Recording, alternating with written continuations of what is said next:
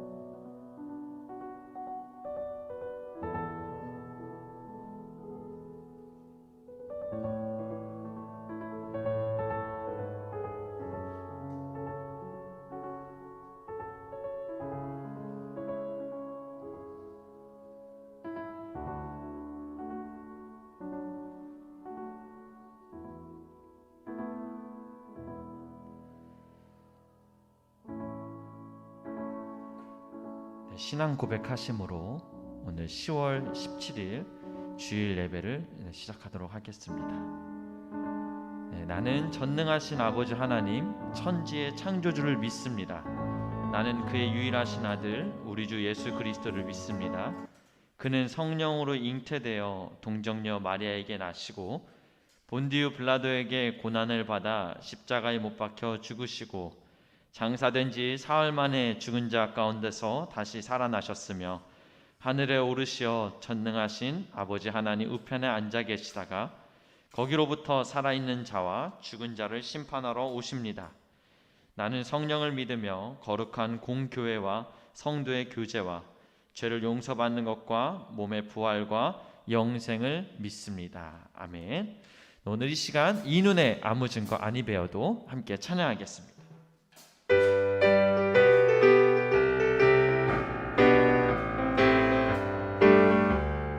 이 눈에 아무 증거 아니 배워도 믿음만을 가지고서 늘 걸으며 이 귀에 아무 소리 아니 들려도 하나님의 약속 위에 서리라.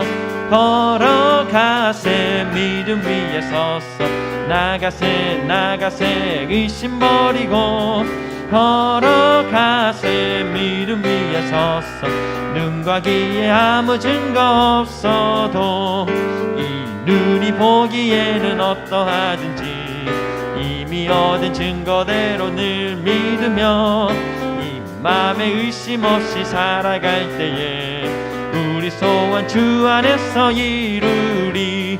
걸어가세 믿음 위에 서서 나가세 의심 버리고 걸어가세 믿음 위에 서서 눈과 귀에 아무 증거 없어도 주님의 거룩함을 두고 맹세하. 주 하나님 아버지는 참 이쁘다. 그 귀에 모든 약속 믿는 자에게 능치 못할 무슨 일이 있을까.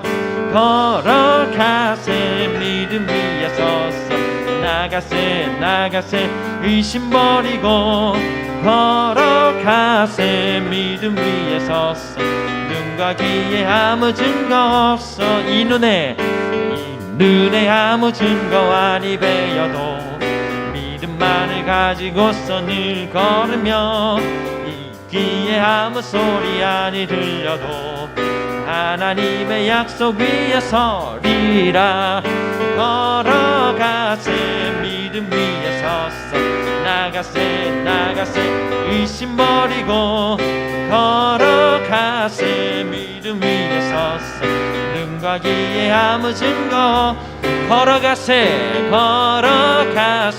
믿음 위에 서서 나가세 의심 버리고 걸어가세 믿음 위에 서서 눈과 귀에 아무 증거 걸어가세 믿음 위에 서서 나가세 의심 걸어가세 믿음 위에 서서 눈과 귀에 아무 증거 없어도 내가 매일 기쁘게 술래의 길에 가면 주의 팔이 나를 안보하며 내가 주의 큰 복을 받는 참된 비결은 주의 영이 함께함이. 내가 매일 기쁘게 순례의 길에 가면 주의 팔이 나를 안보하며 내가 주의 큰 복을 받는 참된 비결은 주의 영이 함께함이. 성령이 계시네 할렐루야 함께 하시네. 저는 이를 걸으며 밤낮 기뻐하는 것 주의 영이 함께함이. 전에 죄에 빠져서 평안함이 없을 때 예수 십자가의 공로를 입어 발 아래 엎드려 참된 평화 얻음을 주의 영이 함께함이. 성령이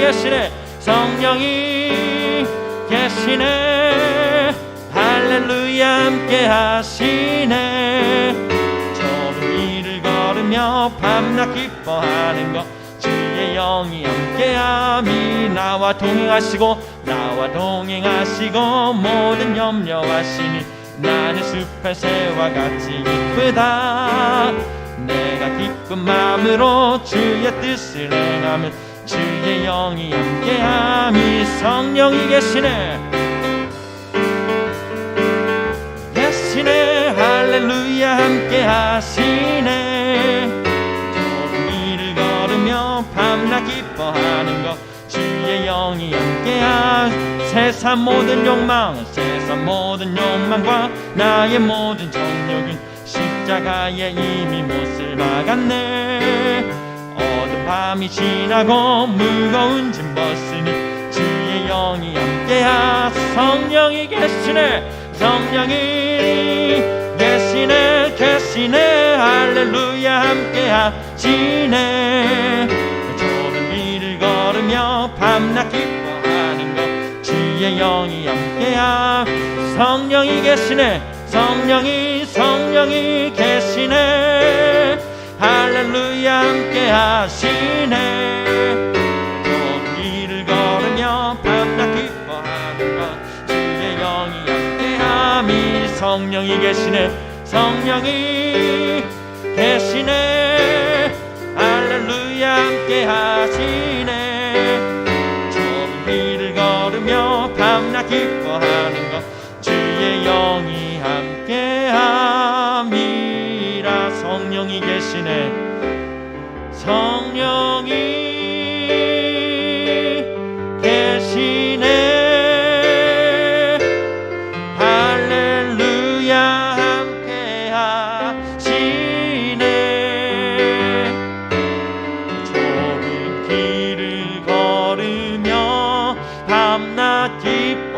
기뻐하는 것 주의 영이 함께함이라. 성령이 계시네 성령이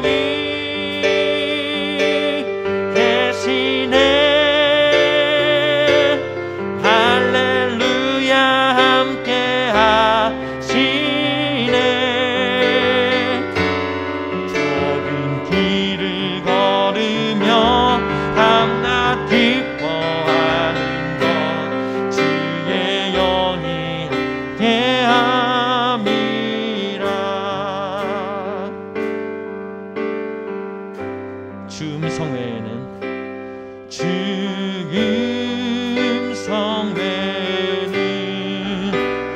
더 기쁨 없도다. 날 사랑하신 주 니 계시옵소서.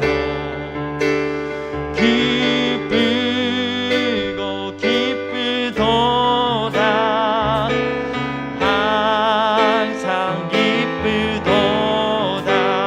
나 주께 왔사오니 꼭 주옵소서. 나 주께 왔으니 나 주께 왔으니 꼭 주시옵소서. 주 함께 하시면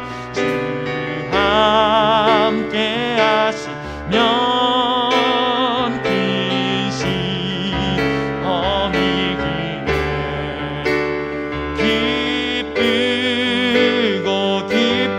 기쁘도다 항상 기쁘도다. 나 주께 왔사오니 꼭 주옵소서. 주 떠나가시면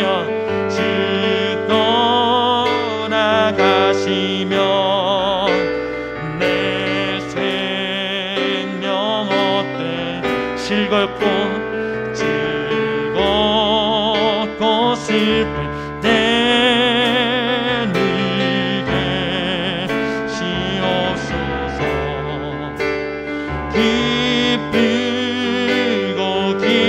기쁘도다 항상 기쁘도다. 나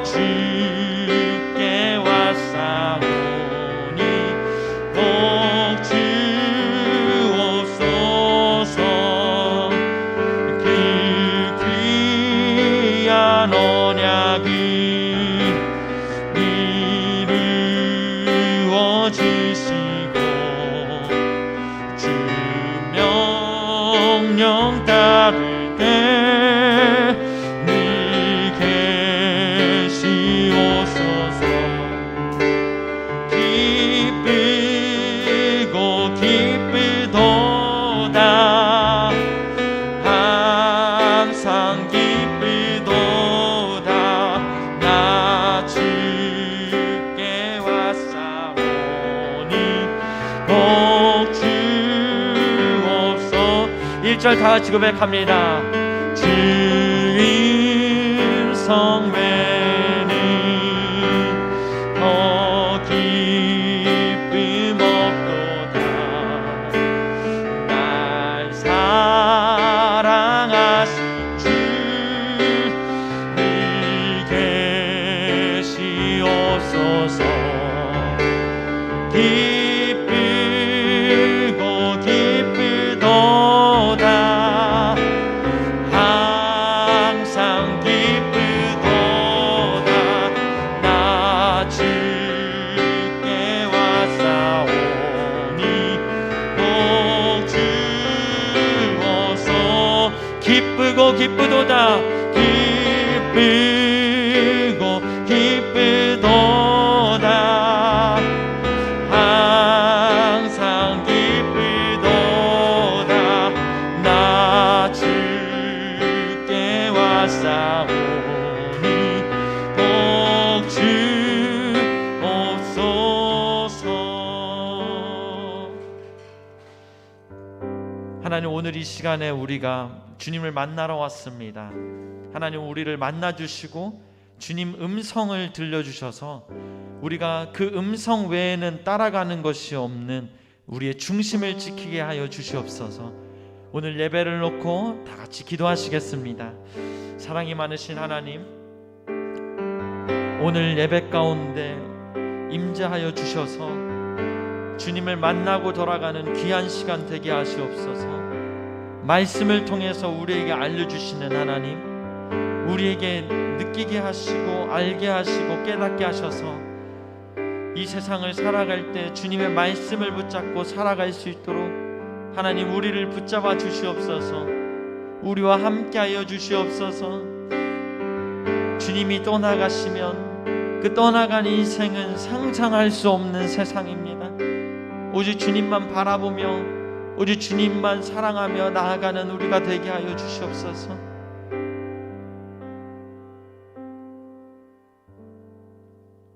하나님 아버지, 감사드립니다. 오늘 이 자리에 우리를 불러주셔서 우리가 새로운 생명과 새로운 희망을 얻고 살아갈 수 있도록 도와주시니 하나님 진심으로 감사드립니다. 하나님, 우리가 너무나 어둡고 우둔해서 이 세상을 살아가면서 온전히 하나님 뜻을 밝히면서 하나님의 나라를 이루면서 살아가기가 너무나 어렵습니다. 이 부족한 모습으로 오늘 이 말씀 가운데 오늘 예배 가운데 나왔사오니 하나님, 우리의 이런 부끄러운 모습들, 우리의 죄악들을 오늘 하나님께서 도말하여 주셔서 하나님, 무엇보다 하나님을 위해서 다시 살아갈 수 있도록 원동력과 힘을 허락하여 주시는 예배가 될 수 있도록 주님 함께하여 주시옵소서. 하나님, 우리가 세상에 살아가면서 하나님 이리저리 치이고 고통스러운 모습들도 있습니다. 하지만 하나님, 이 가운데서 하나님의 뜻을 발견하는 우리 모두가 되게 하여 주시고 이를 통해 하나님의 영광이 더욱더 드러나는 하나님 우리 모두의 인생이 될 수 있도록 하나님 함께하여 주시옵소서. 사랑이 많으신 우리 주 예수 그리스도 이름으로 간절히 기도드렸습니다. 아멘. 네, 광고입니다. 네, 오늘 예배 오신 여러분들 진심으로 환영합니다. 오늘은 성령 강림 후 제21주 또 녹색 주일이기도 합니다. 하나님께서 주신 이 생태계를 생각하면서 행복한 주일이 되시기를 소망합니다. 밑들란 모임이 이제 진행이 되고 있습니다. 이제 1기가 진행이 되어서 함께 저번 주 목요일 저녁 8시에 함께 모여서 예배를 모임을 가졌었는데요. 거기에서 정말 하나님께서 우리에게 뭔가 잘못된 지식들, 잘못된 생각들을 좀 올바로 같이 잡아가는 시간이 되었으면 좋겠습니다. 특별히 이제 환절기이고 또 갑자기 날씨가 추워졌습니다. 그래서 건강 관리 정말 잘하시고, 저도 이번 주 한 주간 정말 힘들더라고요. 몸이 다 가라앉고 막 코는 땡땡 붓고 막 목도 붓고 너무 어려웠던 시간이었는데, 여러분들께서도 건강 관리 잘하시고 몸을 따뜻하게 또 하셔야 문제 없이 이 기간을 잘 지나갈 수 있을 것 같습니다. 네, 오늘 하나님께서 우리에게 주신 말씀은 요한복음 5장 2절에서 9절 말씀입니다. 오늘 하나님께서 우리에게 주신 말씀 요한복음 5장 2절에서 9절 말씀입니다.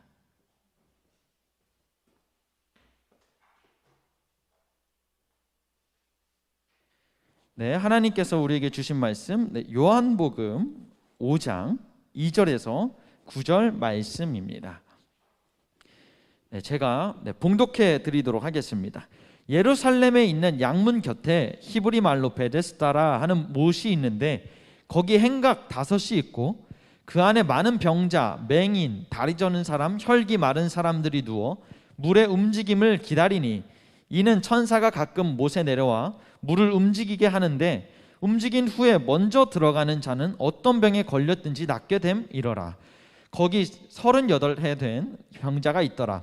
예수께서 그 누운 것을 보시고 병이 벌써 오래된 줄 아시고 이르시되, 내가 낫고자 하느냐? 병자가 대답하되, 주여, 물이 움직일 때에 나를 못에 넣어주는 사람이 없어 내가 가는 동안에 다른 사람이 먼저 내려가나이다. 예수께서 이르시되, 일어나 내 자리를 들고 걸어가라 하시니, 그 사람이 곧 나아서 자리를 들고 걸어가니라. 이 날은 안식일이라. 네, 아멘. 이렇게 제가 이제 빨리 감기를 했습니다. 근데 그 이유는 저작권이 걸려가지고 일부러 빨리 감기를 했고요. 혹시 궁금한 분이 있으면 화나 조세호를 치시면 풀 버전 한 20분 넘게 되는 영상을 보실 수가 있습니다. 저 이 영상을 보면서 우리가 느낄 수 있는 게 있었어요. 이름이 굉장히 중요한 거예요. 요즘은 장명 센스가 곧 돈입니다. 장명을 어떻게 하느냐에 따라서 이 상품이 팔릴 수도 있고 안 팔릴 수도 있는 거예요. 상품은 똑같은데 이름을 어떻게 짓느냐에 따라서 이 상품에 관심을 가질 수도 있고 아니면 쳐다보지도 않을 수 있다는 거예요. 그래서 우리가 책을 볼 때도 그렇죠. 책을 처음 가가지고 우리의 호기심을 끄는 제목들, 그런 책을 뭔가 살펴보게 되어 있잖아요. 이처럼 요즘 이 시대에 이 장명 센스, 이 이름이라는 것은 굉장히 중요해요. 왜냐하면 이름은 곧 돈과 직결되기 때문입니다. 근데 그렇다고 해서 이 시대만 이름이 중요한 게 아니에요. 과거에도 이름이 굉장히 중요했습니다. 지금 이 시대는 이름은 곧 돈이기 때문에 중요하다면, 과거에는 이름은 곧 정체성이기 때문에 굉장히 중요했습니다. 그래서 사람들이 장명가를 찾아가서 막 이름을 짓기도 하잖아요. 그래서 인생이 잘 풀리려면 어떤 이름으로 지어야 되는지 막 그런 걸 가지고 사람들이 고민하고 장명가를 찾아가서 이름을 직접 만들기도 합니다. 그러면서 사람들이 그 이름에 그렇게 집착하는 이유는 이름에 담긴 의미대로 살아가기를 원하는 거죠. 그래서 사람들은 이름을 지을 때도 함부로 짓지 않습니다. 저의 이름도 홍성진인데, 이 홍성진이라는 이름도 막 지은 이름이 아니에요. 저 원래 이름이 홍성범이 될 뻔했어요. 저희 아버지께서 홍성범이 좋다고 그러셨는데, 저희 아주 현명하시고 지혜로우신 우리 어머니께서 커트를 하셨습니다. 그래서 홍성범이 뭐냐 하고 홍성진으로 지으셨는데, 저는 어머니께 참 감사해요. 저는 제 이름이 마음에 들고, 만약에 제 이름이 홍성범이었으면 좀 부모님 원망했을 것 같은 그런 생각이 듭니다. 근데 여튼 제 이름이 홍성진인데, 이 홍성진 할 때 그 성과 진이, 많은 사람들이 성을 뭐 이룰성 뭐 이런 식으로 많이 짓더라고요. 근데 저는 이제 이름 그 성자가 성품 성자입니다. 성품 성자에 참 진짜예요. 그래서 참된 예수님의 성품을 닮아가는 사람이 되어라 라는 의미로 제 이름이 지어졌어요. 이처럼 이름에는 원하는 바가 담겨 있어요. 뭐 부모의 소망일 수도 있고요. 어떤 제품을 만들 때는 그 제품이 이런 식으로 뭔가 팔렸으면 좋겠다, 아니면 이런 정체성이 있다라는 것이 담겨져 있어요. 쉽게 말해서 이름에는 값이 있는 겁니다. 그거는 과거부터 현재까지 그 시대를 불문하고 이름에는 값이 있고 이름에는 요구하는 바가 있다는 거. 오늘 본문에서도 한 장소의 이름, 땅의 이름이 등장을 해요. 바로 베데스다 연못이었어요. 오늘 이 베데스다 연못은 굉장히 독특한 연못이었어요. 왜냐하면 이 주변에 난치병 환자들 그리고 불치병 환자들이 이 연못에 가득했기 때문이에요. 아무런 희망이 없는 사람들이 이곳에 모여 있었는데, 이곳에 모여 있는 이유는 특별한 이유가 있죠. 이 연못에 대한 전설이 있었기 때문이에요. 이 연못에는 전설이 하나 있었는데, 물이 움직이거나 물이 소용돌이 치면 거기에 가장 먼저 들어가는 사람이 병이 낫는 거예요. 그러니까 사람들이 너도 나도 거기에 모여서 진위 여부는 파악할 수 없지만 고치다 못 고친 사람들이 잔뜩 모여 있는 곳이 바로 오늘 이곳 베데스다 연못이었어요.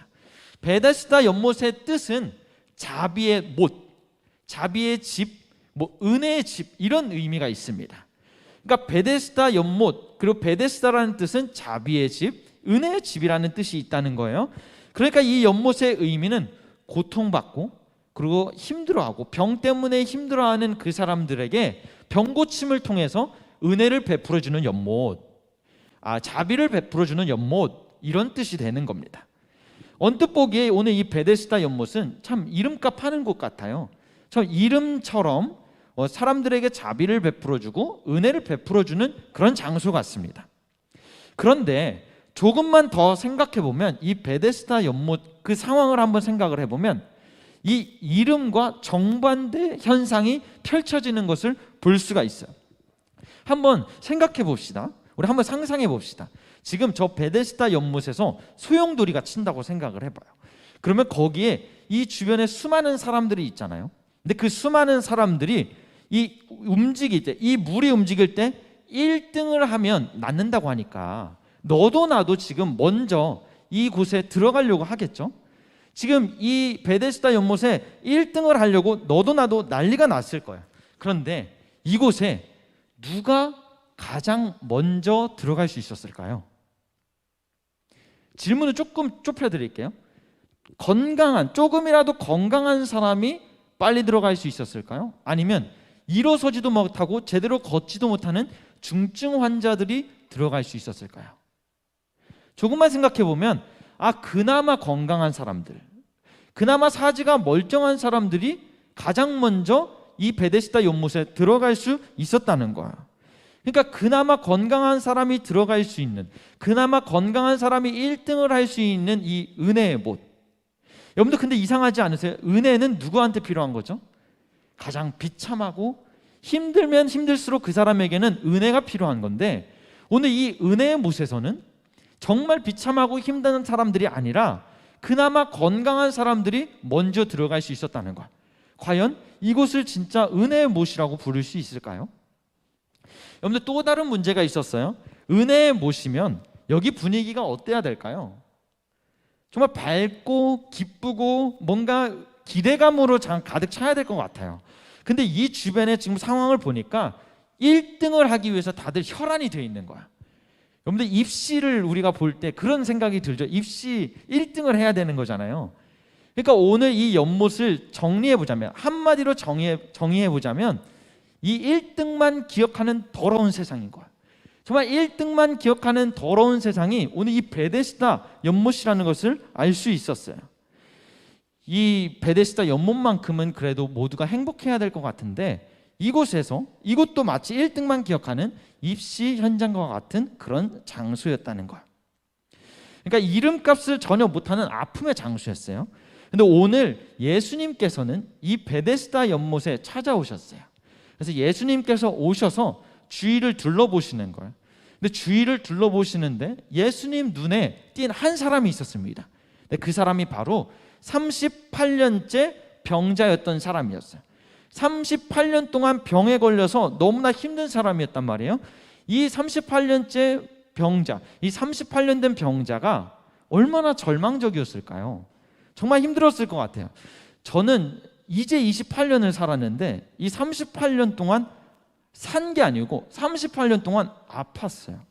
저는 지금 태어나서부터 지금까지 아프다고 하면 전 정말 힘들 것 같아요.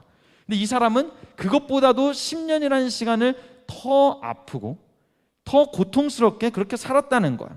당시에 심지어 이런 소문들이 있었어요. 아픈 이유가 무엇이냐? 아픈 이유는 이 사람이 죄를 지었기 때문이다 라는 통설이 그 주변에 아주 가득했단 말이에요. 그래서 자신이 사랑했던 친구들도 하나둘씩 떠나고, 심지어 자신과 함께했던, 태어날 때부터 함께했던 가족들도 자신을 다 떠나게 되었다는 거야. 이 사람이 정말 이 실패, 나는 안 돼 라는 말에 얼마나 익숙해졌을까요? 이 사람은 지금 실패가 습관이 된 사람이었어요. 그도 전설대로 물이 이렇게 소용돌이 치면 가장 먼저 들어가 보려고 애써 봤거든요. 열심히 노력해 봤는데 자기보다 조금 더 건강한 사람이 먼저 들어가는 거야. 자꾸 쟤는 먼저 들어가는데 나는 못 들어가 라는 마음까지 계속 들면서 내 현실을 봐도 답이 없고, 남들과 비교해도 남보다 좀 더 건강한 사람이 들어가는 것을 보면서 정말 절망하고 있었습니다. 그래서 그 사람은 날마다 이렇게 절규하는 거예요. 나도 제발 낫고 싶다. 나도 저 물에 빨리 들어가서 정말 낫고 싶다라는 마음이 들었습니다. 이렇게 소망이 없던 오늘 38년 된 병자에게 오늘 파격적인 일이 벌어져요. 바로 예수님께서 찾아오신 거예요. 그래서 예수님이 찾아오셔서 6절에 이렇게 질문을 하세요. 이렇게 물어보세요. 예수께서 그 누운 것을 보시고 병이 벌써 오래된 줄 아시고 이르시되 내가 낫고자 하느냐. 예수님께서 병자에게 물어보세요. 너 낫고 싶어? 라고 물어보시는 거야. 근데 이 질문이 좀 뭔가 이상하죠. 예수님은 이 병자가 아픈지 오래된 걸 이미 알고 계셨어요. 성경을 보면 예수님은 이 사람의 병이 오래된 것을 알고 계셨다고 해요. 이미 알고 계셨는데 예수님이 질문하시는 게 이상해요. 너가 낫고자 하느냐? 오늘 예수님 같으면 어떤 말씀을 하셔야 되냐면, 야, 너 얼른 나아라 하고 선포를 하셔야 될 것 같아요. 근데 예수님이 좀 이상하게 너 낫고 싶어? 라고 질문을 하시는 거야. 그러니까 오늘 예수님이 이 질문은 이상한 질문이 아니고 예수님의 질문에는 분명한 의도가 있었던 거예요. 이 38년 된 병자의 진짜 문제를 찾기 위해서 오늘 예수님은 이 질문을 던지셨어요. 그러고 나서 이 병자의 대답을 들어보면 이 병자의 진짜 문제가 무엇인지를 알 수 있습니다. 7절입니다. 병자가 대답한대, 주여, 물이 움직일 때에 나를 못에 넣어주는 사람이 없어 내가 가는 동안에 다른 사람이 먼저 내려가나이다. 예수님이 오늘 질문하신 게 뭐였죠? 너 낫고 싶어? 라고 질문을 했어요. 근데 오늘 이 병자가 대답하는 게 좀 이상하죠? 이 질문을 했으면 네, 낫고 싶습니다. 아니면 아니요, 저는 필요 없습니다. 라고 대답을 해야 될 것 같은데 오늘 이 병자의 대답이 뭐냐면 물이 움직일 때, 물이 소용돌이 칠 때 저를 넣어주는 사람, 이 물에 넣어주는 사람이 없습니다. 라고 이야기를 하는 거예요. 여러분들 오늘 이 대답으로 이 병자의 상태가 드러나는 거예요. 바로 38년 동안 이 병자는 실패감과 절망감에 완전히 절어버린 거예요. 무슨 말이냐면 오늘 예수님이 그렇게 질문하셨으면 낫고 싶습니다 혹은 아닙니다라고 대답을 해야 되는데 이 사람 이제 점점 헷갈리는 겁니다. 자신이 진짜 이곳에 온 이유가 물에 들어가기 위함입니까? 이곳에 진짜 온 이유는 낫기 위함이에요. 낫기 위함인데 오늘 예수님께 물론 물에 들어가면 낫긴 하겠죠. 근데 예수님의 질문을 보자는 거예요. 너 낫고 싶어? 라고 대답을 했으면 네, 낫고 싶습니다 라고 대답을 해야 되는데 지금 저를 물에 먼저 넣어줄 사람이 없습니다 라고 이야기를 하는 거야. 계속 실패가 반복이 되다 보니까 이 사람의 인지 구조가 점점 망가지기 시작을 하는 겁니다. 지금 1, 2년 동안 아픈 게 아니에요. 38년이라는 엄청난 기간 동안 계속 아파왔어요. 좋다는 거 다 먹어봤어요. 좋다는 집 다 찾아가 봤습니다. 그런데 낫지를 않는 거예요. 개인적으로 이렇게 아파서 신경질적으로 변했을 거예요. 그러면서 점점 자신이 피폐해지고 낙담하고 절망하고 괴로워하면서 이 사람이 정확하게 생각을 하지 못하는 거예요. 사고 회로가 망가진 거죠. 여러분들 이게 진짜 실패의 무서움이에요. 게다가 지금 베데스다라는 곳에 왔는데 거기에 지금 분위기가 어떻죠? 너도 나도 지금 다들 저 물에 먼저 들어가겠다. 여기에 지금 함몰되어 버린 거예요. 지금 그 분위기에 집어삼켜져 버린 겁니다. 오늘 이 사람, 이 38년 된 병자는 실패에 완전히 망가져 있어요. 실패를 하다 보면 더 이상 정상적인 생각을 하기가 쉽지 않아요. 자꾸 안 될 생각만 하고 있습니다. 여러분들, 안 되는 사람을 보면 안 되는 행동, 안 되는 생각을 하고 있더라고요. 그리고 그 구조대로 살아가고 있어요. 때로는 내 자신이 문제이기도 하지만 어떤 사람을 보면 그럴 수밖에 없는 문화가 있더라고요. 그렇게 살아갈 수밖에 없는, 실패할 수밖에 없는 그런 문화를 살고 있는 경우가 굉장히 많다는 거예요. 오늘 이 38년 된 병자도 마찬가지였어요. 너무나 고통스러운 거예요. 자신의 개인적으로 봤을 때도 문제인데, 베데스다 연못을 갔더니 베데스다 연못에도 지금 분위기가 병을 낫게 해줄 그런 구조가 아닌 겁니다. 제가 얼마 전에 그 위대한 작가 중에 한 사람인 라인홀드 리버라는 사람이 쓴 글 중에 도덕적 인간과 비도덕적 사회라는 책을 조금 읽을 기회가 있었습니다. 근데 그 책을 읽으면서 그 책의 논지가 이거예요.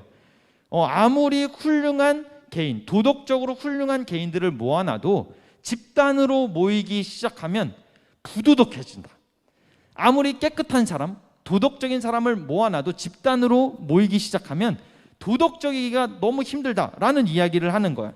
그래서 각 개인을 아무리 교육을 하고 아무리 토론을 하고 좋은 쪽으로 유도를 해도 그 개인이 아무리 도덕적일지라도 집단으로 모이는 순간 다시 부도덕해진다. 교육은 의미가 그렇게까지 있을까라는 이제 질문을 던지는 책이었어요.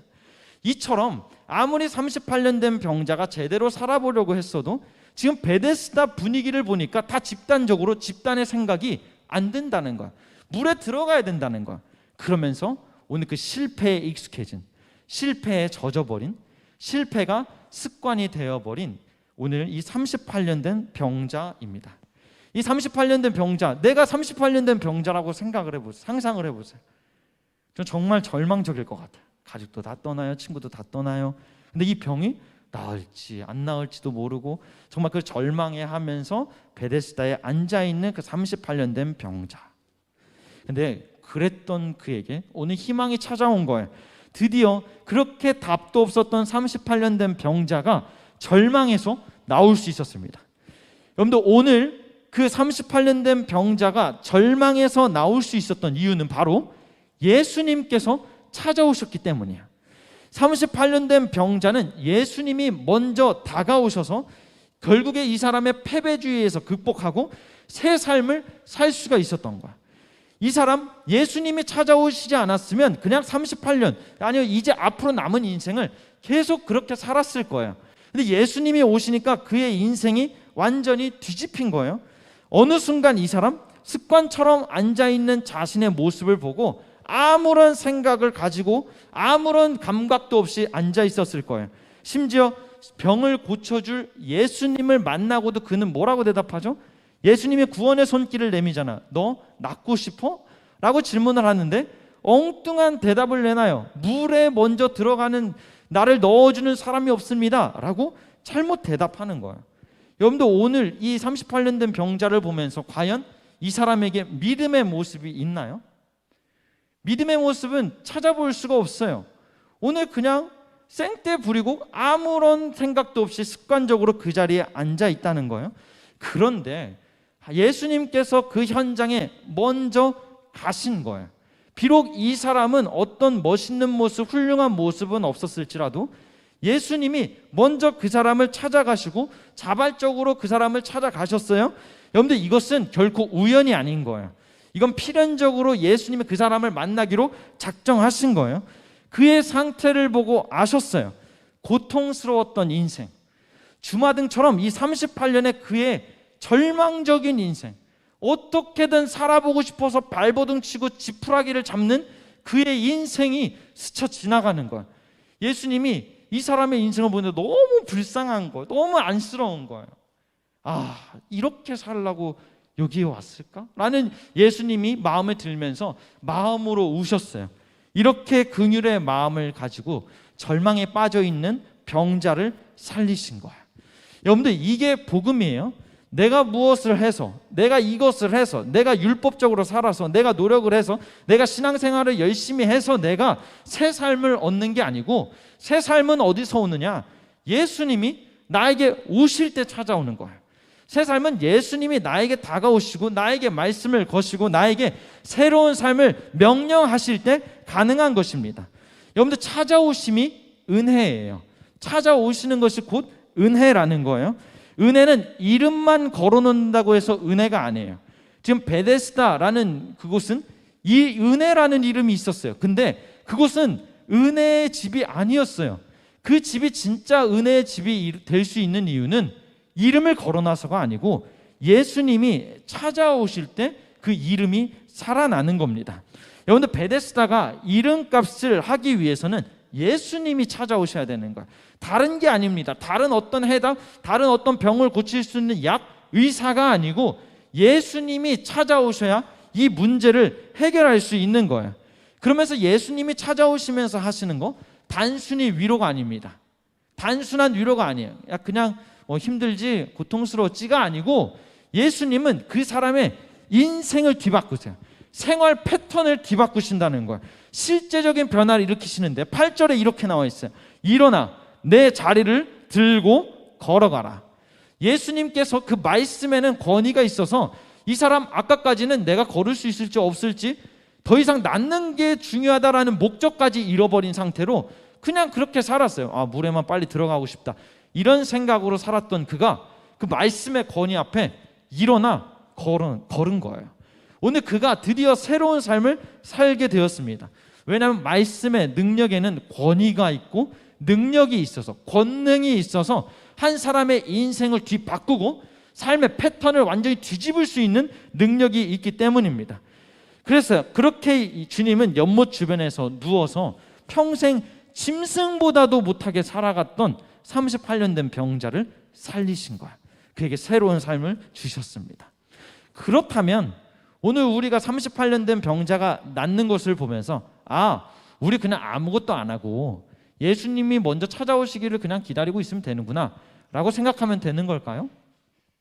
실패의 자리에서 병자처럼 아무것도 안 하면서 예수님이 찾아오시기를 그냥 하염없이 기다리면 되는 것일까요? 아닙니다. 오늘 38년 된 병자가 아무것도 안 한 것처럼 보일지 몰라도 그가 한 게 한 가지 있어요. 그가 뭘 했나 봤더니 바로 베데스다에서 견디고 있었다는 거예요. 38년 된 병자가 베데스다에서 견디고 있었어요. 이 38년 된 병자가 그 연못을 찾아가지 않았더라면 오늘 예수님을 못 만났어요. 오늘 이 병자가 견디다 못해서 만약 포기를 했다면 오늘 예수님 만나지 못했을 거예요. 오늘의 기적은 분명히 없었을 거예요. 그에게는 근데 갈망이 있었어요. 패배주의와 실패가 그를 억누르고 그의 인생을 망칠 것 같이 다가왔지만, 그리고 베데스다의 분위기는 아주 삭막하고 숨막힐 것 같았지만 그는 살고 싶었던 거야. 너무 살고 싶었어. 내 인생을 이렇게 끝내고 싶지 않았던 거야. 그래서 그는 지푸라기를 잡는 심정을 가지고 오늘 베데스다로 갔다는 거야. 그는 뭐라도 해보려는 마음을 가지고 은혜의 못이라고 불리는 이 베데스다를 찾아간 거예요. 그래서 그곳에서 변하지 않고 내가 1등으로 들어가지는 못할지라도 묵묵히 그 자리를 습관처럼 견디고 있었습니다. 그렇게 그 자리를 견디고 있을 때 예수님께서 그곳에 오셨고 그곳의 이름을 회복시키신 거예요. 저는 오늘 이 말씀을 준비를 하면서 과연 이 시대에 베데스다는 어디일까라는 생각을 했어요. 근데 그렇게 곰곰이 묵상하고 생각하는 가운데, 아, 이 시대의 베데스다가 교회구나 라는 생각을 했습니다. 은혜를 말하지만 때로는 은혜 없어 보이는 그곳이 교회입니다. 때로는 세상보다 좋은 곳이라고 해서 사람들이 왔는데 세상보다 더한 곳이라고 평가받는 곳이 교회이기도 합니다. 정말 아픈 손가락과 같은 그런 교회, 그곳이 바로 교회입니다. 때로는 실패가 습관이 돼서 어느 순간 하염없이 베데스다를 쳐다보듯이 그냥 예배 드리고 기도하고 그냥 말씀을 듣고 찬양을 부르고 습관처럼 하고 있을지도 모릅니다. 여기서 무슨 일이 일어날까 기대감이 하나도 없이 이 자리를 찾아올 때도 있을 거예요. 하지만 교회에 성령님이 오셔서 일하시기 시작하면 이 교회의 목적을 다시 회복할 수 있습니다. 우리가 이 자리에 견디고 우리가 이 자리에서 있는 것이 의미 없는 일이 아니에요. 한 번 한 번 예배가 언제 예수님께서 오셔서 나의 마음을 만지시고 내 실패를 이기게 하실지 아무도 모른다는 거예요.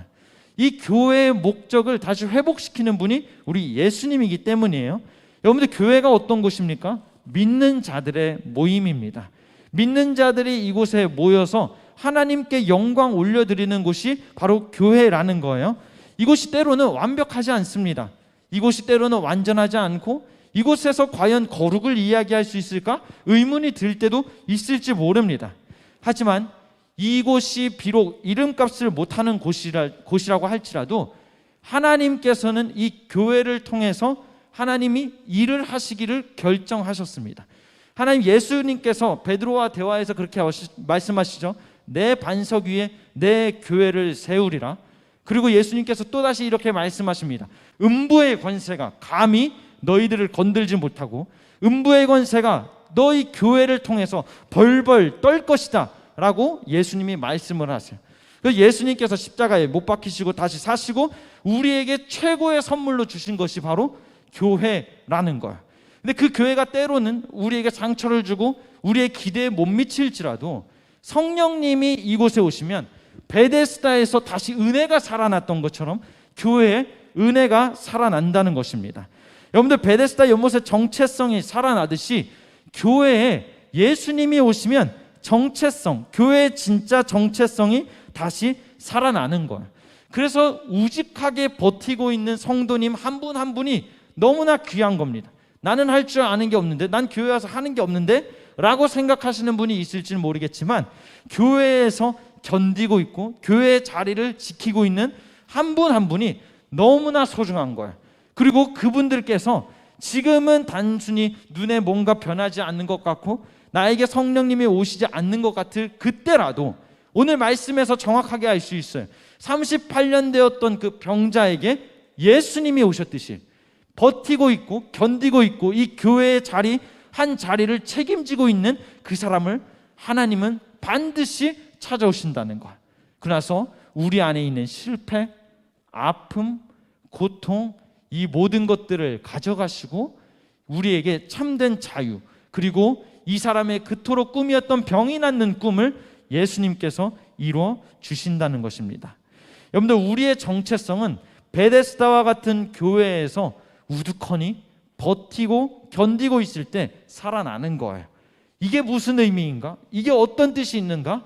라고 생각하실 것이 아니 이 자리에 때로는 생각 없이 때로는 아무 감동 없이 있을지 몰라도 이 자리에 버티고 있는 여러분들에게 반드시 우리에게 예수님께서 오신다는 것입니다.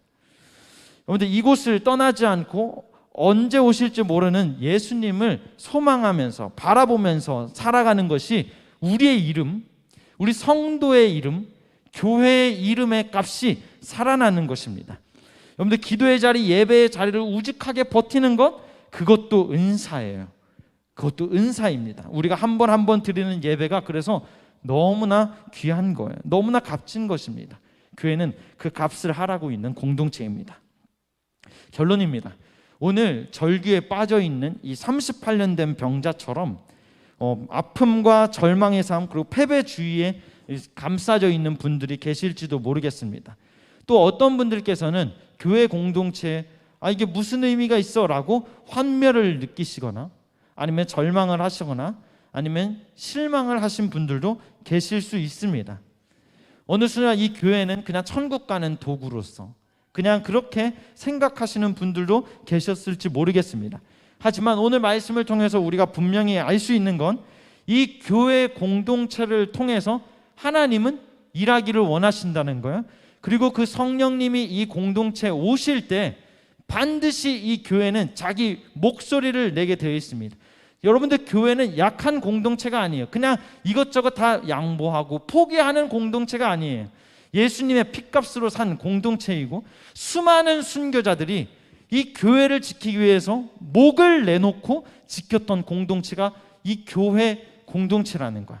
우리 단순히 우리 눈앞에서 약해 보이고 연약해 보이고 부족해 보일지 모르겠지만 성령님, 지키고 있는 우리를 통해서 성령님이 오시고 그 성령님께서 한 사람 한 사람에 힘을 주실 때 38년 된 병자가 살아났던 것처럼 그 베데스다 연못이 진짜 베데스다의 의미를 회복했던 것처럼 성도인 우리의 의미 그리고 교회의 진짜 목적과 정체성이 살아날 줄로 믿습니다. 그래서 여러분들께서 지키고 있는 이 자리를 정말 귀하게 여기시고 이를 통해서 예수님을 만나고 성령님이 임재하셔서 교회의 진짜 목적을 이루어가는 우리 강병대 교회가 되시기를 예수 그리스도의 이름으로 간절히 축원합니다. 오늘 이 시간 우리 사용하소서 우리 함께 찬양하시겠습니다. 우리 사용하소서 함께 찬양하실 때 여기서 이런 가사가 있어요. 교회를 교회되게, 예배를 예배되게 우리를 사용하소서라고 이제 고백이 있는데 하나님 오늘 이 고백이 우리의 고백이 되게 해달라고 오늘 이 시간 함께 찬양하겠습니다.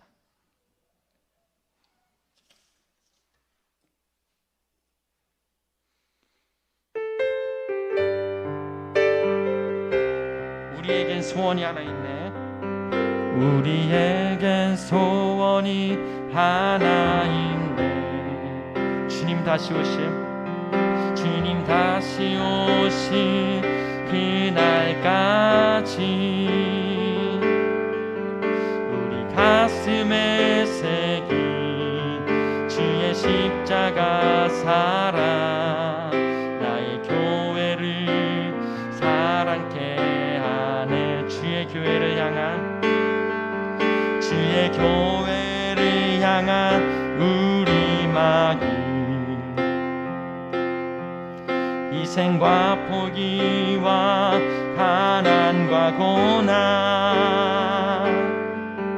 하물며 죽음조차 우릴 막을 순 없네.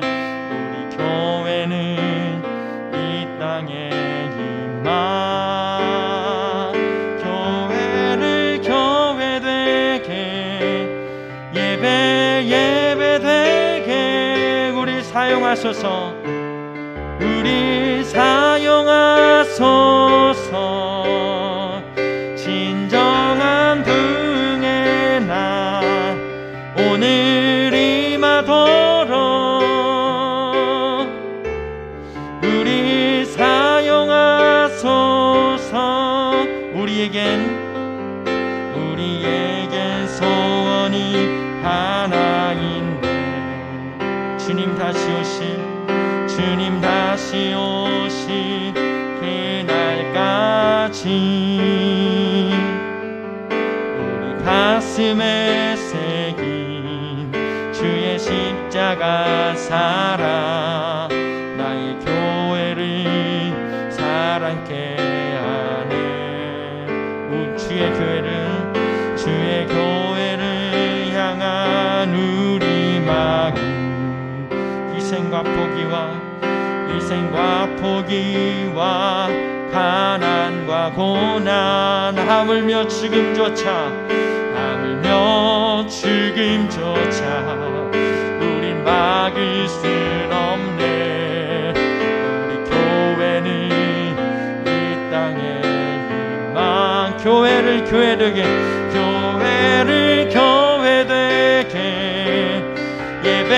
예배되게 우리 사용하소서. 진정한 부흥의 날 오늘 임하도록 우리 사용하소서. 교회를 교회되게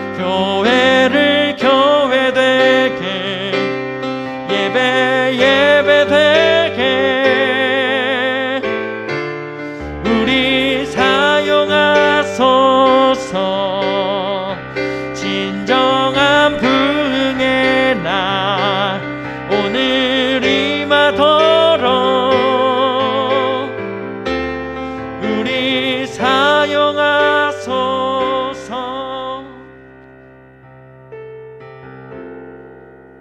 하나님 오늘 말씀을 통해서 정말 교회를 교회되게, 예배를 예배되게, 하나님 성도가 성도되게 하는 것은 주님이 찾아오실 때입니다.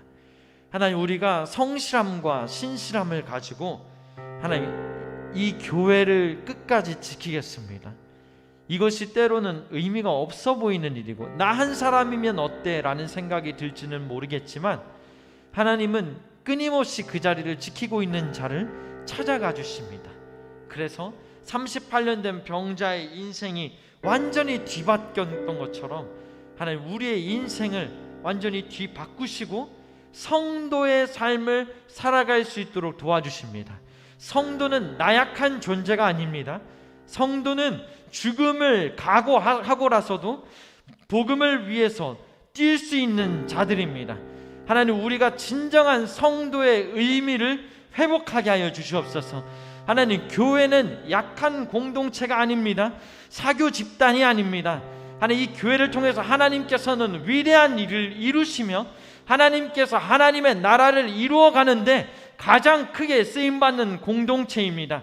하나님 우리가 이 자각을 가지고 예수님, 성령님 이 자리에 그리고 우리의 마음속에 임하셔서 하나님 38년 된 병자가 다시 일어났듯이 하나님 그 베데스다의 의미가 정체성이 다시 살아났듯이 성도의 정체성, 교회의 정체성이 다시 살아나기를 소망합니다라고 오늘 말씀을 붙잡고 다 같이 기도하시겠습니다. 하나님 함께하여 주시옵소서. 간절히 소망합니다. 하나님 교회를 교회되고 하나님 예배를 되게 하는 것은 하나님의 위대하신 임재하심입니다. 우리의 연약함, 우리의 부족함에도 불구하고 견디고 우두커니 그 자리를 견디고 있는 자들에게 하나님 말씀하십니다. 그 자리를 지키고 있는 자들을 칭찬하십니다. 많이 힘들었지, 많이 고통스러웠지, 많이 슬프고 아팠지 라고 물어보시면서 오늘 그 병자의 하나님 일으켜주시듯이 하나님 우리를 일으키시길 간절히 소망합니다. 하나님 주마등과 같이 나의 인생이 지나갑니다. 순간순간 있었던 아픔들, 하나님 순간순간 있었던 나의 상처들, 순간순간 있었던 나의 고통들 하나님 주님 아시죠? 주님이 아시는 줄로 믿습니다. 하나님 내 마음을 녹여주세요. 주님 찾아오셔서 하나님 찾아오시는 그 시간이 지금이 되기를 소망합니다. 말씀을 들은즉 하나님 그 들음 가운데 임재하시기를 소망합니다. 하나님 우리가 성도의 삶을 살아가기를 소망합니다. 우리가 교회를 지키기를 소망합니다. 하나님 거룩한 무리인 성도인 우리가 하나님의 나라를 위하여 살아갈 수 있도록 주님 한 사람 한 사람의 인생을 붙잡아 주세요. 하나님 먼저 찾아가셔서 다가오시는 예수님, 비록 내 삶에 예수님이 다가오실 이유는 하나도 없지만 오늘 그 사람이 견디고 버티고 있었던 것처럼 우리가 견디고 버티고 있겠사오니 주님 우리에게 임재해 주세요. 우리에게 다가오 주세요. 우리를 만나 주세요. 하나님 사랑합니다. 하나님 사랑합니다. 주님 도와주시옵소서.